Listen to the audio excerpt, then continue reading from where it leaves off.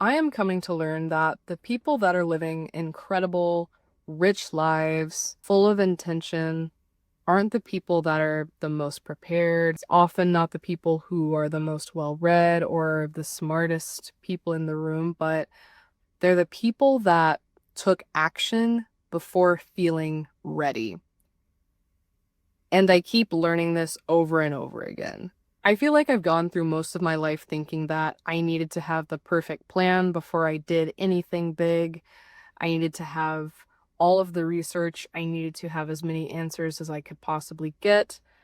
But I'm learning that in doing that, it only takes away the amount of certainty that I feel around something. And I've come to learn that certainty only comes from action. Real certainty comes from action. You can hypothesize by seeing how things have worked for other people, and you can hypothesize by gathering information.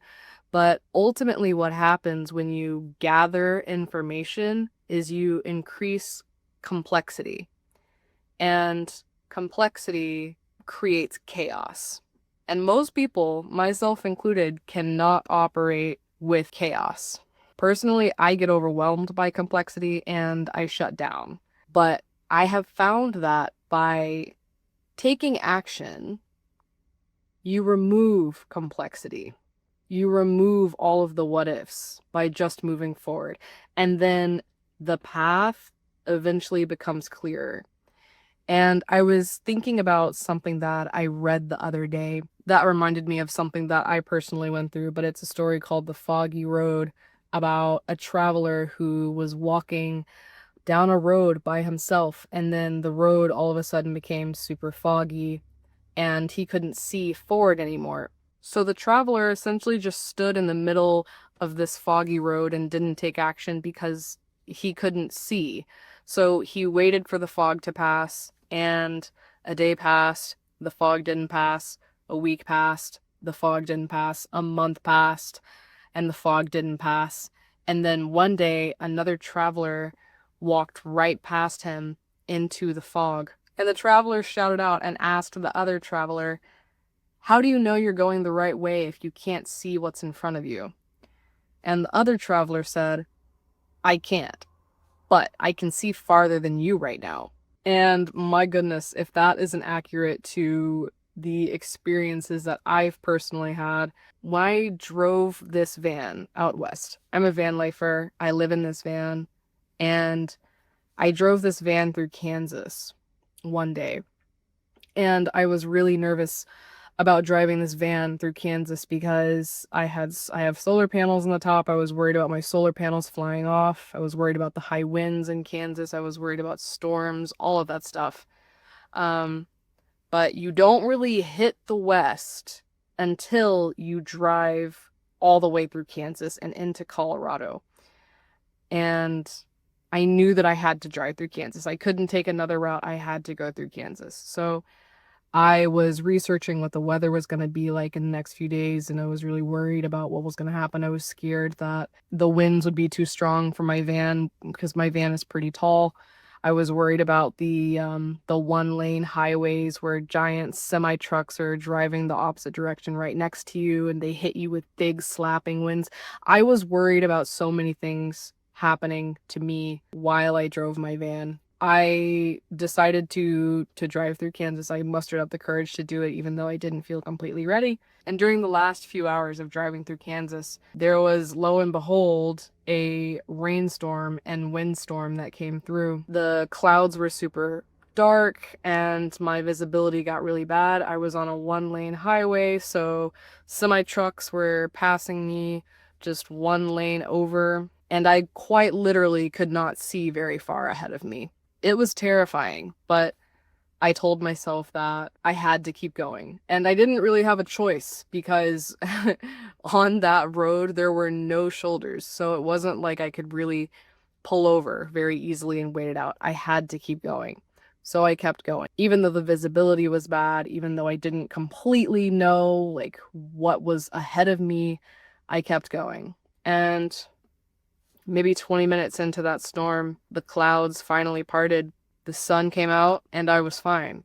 I feel like that was one of the most transformative and pivotal lessons, like real lessons that I've learned in my life, which is that I think the universe rewards people who take action and people who keep moving forward, even when they don't feel ready.